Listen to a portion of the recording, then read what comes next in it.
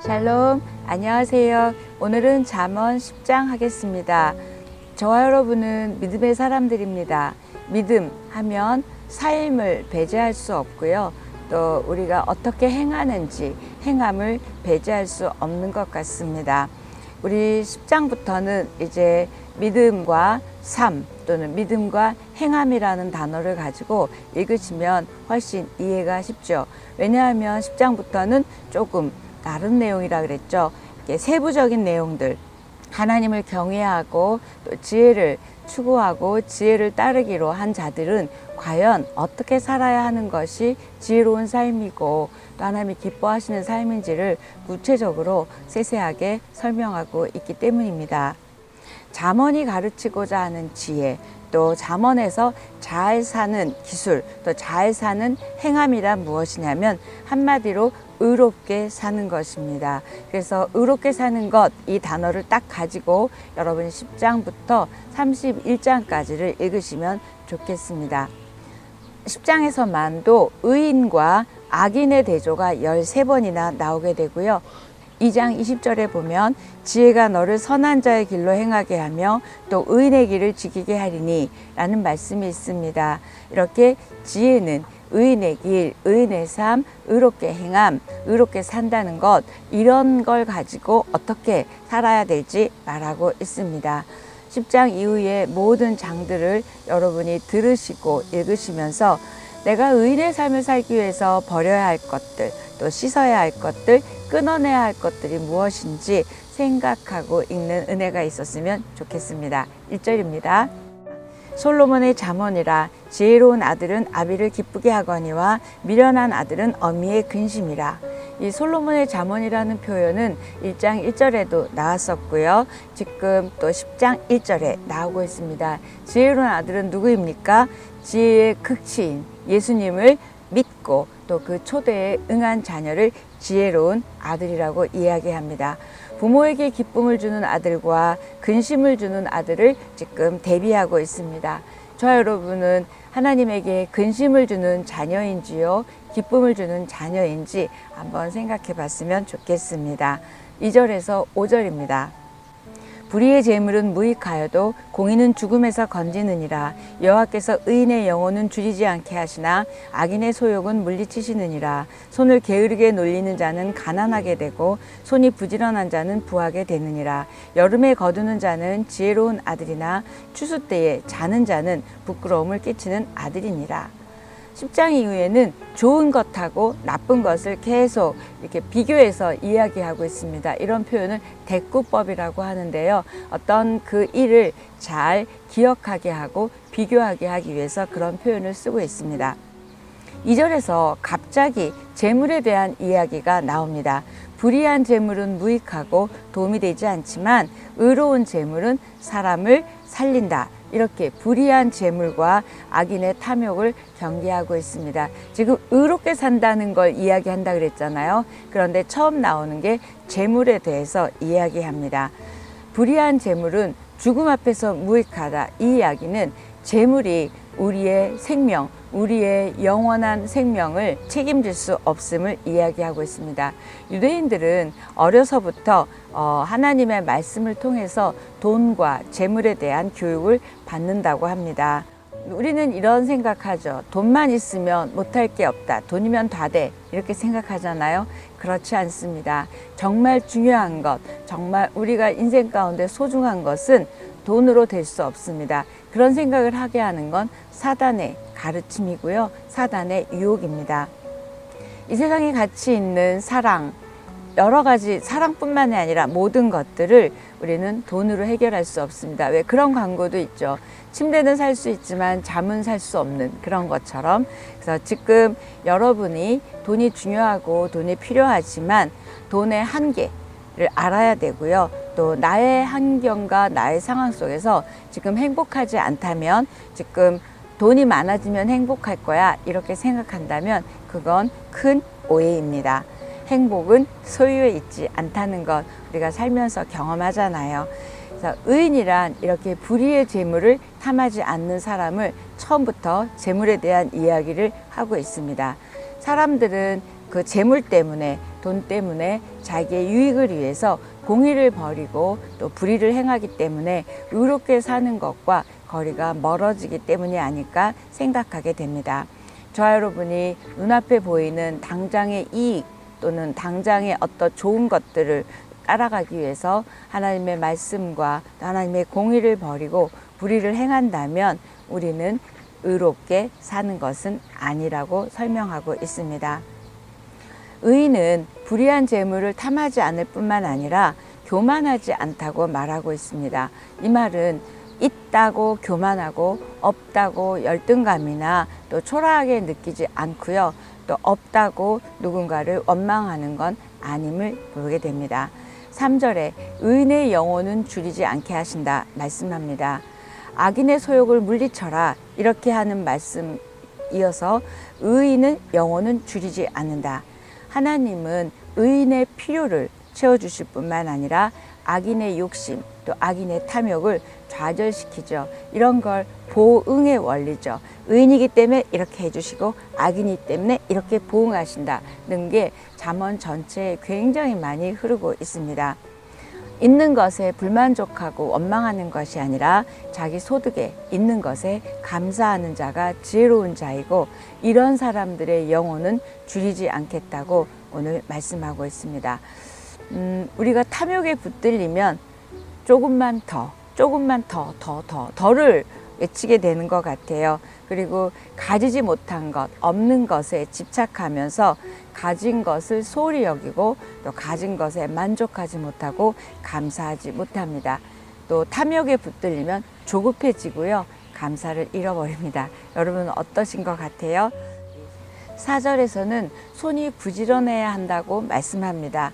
잠언에서는 부지런함과 부를 연결하고요. 게으름과 가난을 연결하고 있습니다. 결국 게으르면서 잘 살기를 바라는 것은 불의한 것이다. 이렇게 설명합니다. 6절에서 8절입니다. 의인의 머리에는 복이 임하나 악인의 입은 독을 머금었느니라. 의인을 기념할 때에는 칭찬하거니와 악인의 이름은 썩게 되느니라. 마음이 지혜로운 자는 계명을 받거니와 입이 미련한 자는 멸망하리라.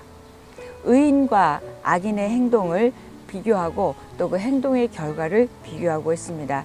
6절에 보니까 의인의 머리에 복이 임한다. 여러분의 머리에 복이 임하기를 축복합니다. 하나님께서는 의인에게 온갖 복을 다 주시는 거죠. 그래서 의인의 영혼을 줄이지 않게 하실 뿐만 아니라 이렇게 모든 것 복을 임하게 하신다고 말하고요. 시편 34편 9절 10절에서도 이렇게 말씀하고 있습니다. 여호와를 경외하는 자들에게는 부족함이 없다. 여호와를 찾는 자는 모든 좋은 것에 부족함이 없다. 이렇게 우리말 성경에 보면 나와 있습니다. 여호와를 경외하고 여호와를 찾는 자에게는 부족함이 없게 하신다고 말씀하십니다. 아멘. 의인과 악인의 입이 또 어떤 역할을 하고 얼마나 강조되었는가를 알 수 있는데요. 의인의 삶은 의인의 말을 해야 되겠죠. 의인이라 그러면서 입에서 나오는 말은 악인이 하는 말 같으면 되지 않는 걸 설명합니다. 입이라는 말이 10장에만 12번이나 강조되고 있습니다. 굉장하죠. 그러니까 우리의 말이 얼마나 이 의인인지를 나타내는 게 이 말이라는 거예요. 몇 번 나온다고요? 12번이나 입이 나오고 있습니다. 죽이고 살리는 일이 뭘 통해서죠? 입을 통해서입니다. 입이 미련한 자는 멸망한다. 믿죽었으면 좋겠습니다. 10장뿐 아니라 잠언에서는 말에 대한 이야기, 입에 대한 이야기가 놀라지 마세요. 150번이나 나온다고 학자들은 말하고 있습니다. 저와 여러분이 하는 말에는 각자의 내면의 어떠함도 나오고요. 또 각자의 배경, 각자의 이야기가 실려 있습니다. 하루에 사람들은 5만 개의 단어를 사용해서 생각한다고 합니다. 근데 그 생각이 말로 나온 거는 일부겠죠. 그러니까 여러분의 생각이 말로 나오는 거죠. 우리는 내가 어떤 말을 하고 있는지 자각하지 못할 때가 많습니다. 한번 여러분의 말에 대해서 옆에 있는 사람들에게 물어보십시오. 내 말을 들으면 어떤지. 굉장히 리얼하게 얘기해 줄 것입니다. 어떤 단어를 즐겨 사용하는지, 또 내 가치관은 무엇인지, 또 잘 나오지만 우리는 말에 대해서 배운 적이 별로 없어요. 그러다 보니까 어떻게 말을 해야 될지 모릅니다. 부정적으로 말하거나 어떤 특별한 말버릇들이 있더라고요. 저와 여러분의 그 말에 대해서 한번 생각하고 의인답게 말하는 우리였으면 좋겠습니다.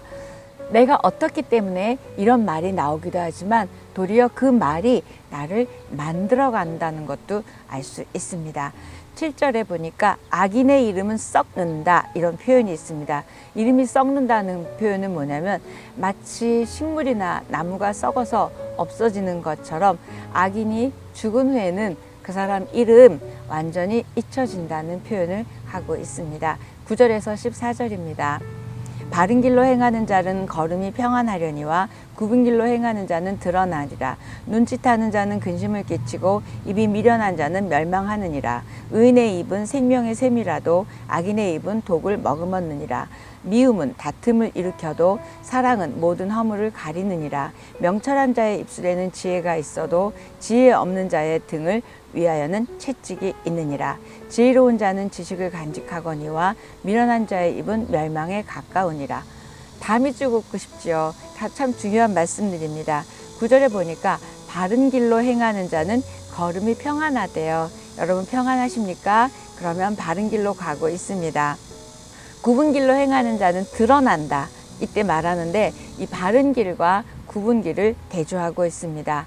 바른 길로 행한다는 건 뭘까요? 진실되게 산다, 말씀대로 산다, 하나님 기뻐하시는 삶을 산다. 많은 의미들이 있을 것입니다. 다시 말하면 행실이 온전함을 말하고 있죠. 굽은 길로 행한다는 건 내가 원하는 것을 얻기 위해서 하나님의 말씀 또는 어떤 진리가 중요하지 않아요. 그냥 내가 갖기 위해서 무언가 중요한 것들을 포기하고 따라가는 것이 굽은 길로 행하는 것입니다. 굽은 길로 행하게 되면 불의와 타협하게 되고요. 인격과 신앙과 믿음을 잃어버리게 될 것입니다. 10절에 보니까 눈짓하는 자는 근심을 끼친다. 이때 눈짓하는 자는 눈을 흘기는 자 또는 눈을 찡긋하는 자래요. 뭔가 음모를 하거나 속임수를 할 때 우리가 눈을 찡긋하고 이렇게 눈빛을 주고받잖아요. 그런 잔꾀를 쓰는 신실하지 못한 삶의 태도를 말하는 것이 눈짓하는 자입니다. 결국 악을 행하기 전에 행동 같아요. 이런 자들에겐 근심이 있게 된다고 말하고 있습니다. 11절에 보니까 의인의 입은 생명의 샘, 밑줄 걷으면 좋겠습니다. 여러분의 입이 생명의 샘, 생명을 말하고 생명을 전하고 또 생명이 잉태되는 그런 은혜가 있으면 좋겠습니다. 의인의 입과 악인의 입을 대조하면서 생명의 샘과 독의 샘으로 아주 극명하게 비교하고 있습니다. 생명의 샘이란 잠언에서는 지혜자의 가르침도 생명의 샘이라고 얘기하고 지혜를 가리킬 때도 또 생명의 샘이라고 얘기합니다. 근데 여기서 보니까 의인은 생명의 말을 함으로써 생명을 공급해주는 복을 또는 그 축복을 전하는 자입니다. 저와 여러분의 말이 생명의 샘이 되기를 바랍니다. 의인의 말과 악인의 말은 어떻게 무엇부터 다를까요? 생명이 있는지 없는지 또 하나님이 있는지 없는지 위로가 되는지 저주가 되는지 소망이 있는지 삶의 소망을 끊어버리는지 그 말들을 보면 알 수 있습니다. 의인은 사랑의 말을 하기 때문에 허물을 덮어준다고 또 말하고 있습니다. 베드로전서 4장 8절에도 무엇보다도 열심히 서로 사랑할지니 사랑은 허다한 죄를 덮느니라. 여러분의 말이 여러분의 입이 사랑을 또 사랑의 말을 전하는 입술이 되기를 바랍니다. 말은 바로 그 사람입니다. 말은 마음의 표현이고요. 신앙의 표현이고요. 무엇보다도 행동의 출발입니다. 의인은 하나님을 의식하면서 말을 하기 때문에 함부로 말하지 않아야 될 것이고요. 또 하나님의 눈으로 사람을 보기 때문에 사랑으로 말하고 믿음으로 말해야 될 것입니다. 하나님을 바라보기 때문에 지혜가 있고 또 지혜로운 말을 하는 우리 의인의 말을 하는 우리였으면 좋겠습니다. 16절입니다. 의인의 수고는 생명에 이르고 악인의 소득은 죄에 이르니라. 좀 전까지는 의인의 입이 생명의 샘이라고 얘기했고요. 16절에서는 의인의 수고가 생명에 이르고 악인의 소득은 도리어 죄에 이른다고 또 대꾸법으로 말하고 있습니다. 의인은 수고해서 얻은 재물이나 또 복이 있다면 이것을 생명을 살리는 일에 쓰고요. 또 그 수입을 가지고 돕고 베풀 것입니다. 그런데 악인은 그 수입을 가지고 죄를 짓는 일에 쓴다고 말하고 있습니다. 18절에서 21절입니다. 미움을 감추는 자는 거짓된 입술을 가진 자요 중상하는 자는 미련한 자이니라. 말이 많으면 허물을 면하기 어려우나 그 입술을 제어하는 자는 지혜가 있느니라. 의인의 혀는 순은과 같거니와 악인의 마음은 가치가 적느니라. 의인의 입술은 여러 사람을 교육하나 미련한 자는 지식이 없어 죽느니라. 여전히 의인의 말과 입술에 대해서 말하고 있습니다. 잠언 10장 하면 여러분이 말의 중요성을 강조한 장 딱 기억하시면 참 좋겠습니다. 여기저기에 말에 대해서 굉장히 많이 말합니다. 의인은 말을 절제하고 말을 적게 한다. 그러니까 말한다는 게 아니라 입을 지킨다는 표현입니다. 우리가 말을 절제해야 하는 이유는 야고보서 3장 5절에서 8절에도 나와 있는데요. 거기 보면 우리 입에서 나온 말이 온몸을 더럽히고 삶의 수레바퀴를 불사른다고 얘기합니다. 그래서 지옥불에서 나눈다 이런 표현도 있고요. 여러분이 쉬지 않고 하는 그 악의 말이 결국 죽이는 독이 가득하다 이렇게 야고보서 3장 5절 8절 말하고 있습니다. 여러분 한번 찾아서 읽어보십시오. 제가 이 말씀을 읽고 전하면서 드는 생각은 여러분의 말은 하나의 세계입니다. 세상이에요. 그래서 우리의 입이 천국을 가져오기도 하고요. 지옥을 가져오는 도구일 수도 있습니다. 따라서 여러분의 입, 여러분의 말 절제할 뿐만 아니라 잘하는 입과 말이었으면 좋겠습니다. 그래서 잠언 21장 23절에도 보면 입과 혀를 지키는 자는 자기의 영혼을 환난에서 보전한다 이렇게 설명하고 있습니다. 마태복음 12장 36절 37절에도 이렇게 말합니다. 내가 너희에게 이르노니 사람이 무슨 무익한 말을 하든지 심판날에 이에 대하여 신문을 받으리니 내 말로 의롭다함을 받고 내 말로 정죄함을 받으리라. 하나님이 우리에게 바라시는 입술, 우리에게 바라시는 말이 무엇인지 아주 강력하게 설명하고 있습니다. 여러분의 입이 사단의 도구가 아니라 하나님의 도구가 되기를 바라고요. 천국을 전하는 통로가 되기를 축복합니다. 믿음의 말을 하는 믿음의 도구, 생명과 사랑을 말하는 생명과 사랑의 도구가 여러분의 입이었으면 좋겠습니다. 31절 32절입니다. 의인의 입은 지혜를 내어도 패역한 혀는 배임을 당할 것이니라. 의인의 입술은 기쁘게 할 것을 알거늘 악인의 입은 패역을 말하느니라. 진짜 10장 입에 대해서 많이 말하죠. 예수를 믿는 우리는 의인이기에 지혜로운 자의 삶을 살아야 할 뿐만 아니라 이렇게 의로운 입술, 의로운 말이 되어야 할 것을 10장은 재차 강조하고 있습니다. 지혜는 의인의 길을 가게 하고요. 의인의 삶을 살게 하고요. 의인의 말을 하게 합니다. 여러분이 이렇게 의롭게 사는 것, 의롭게 말하는 것에 집중하여 의인답게 살아가는 우리이기를 축복합니다. 오늘 여기까지 하겠습니다.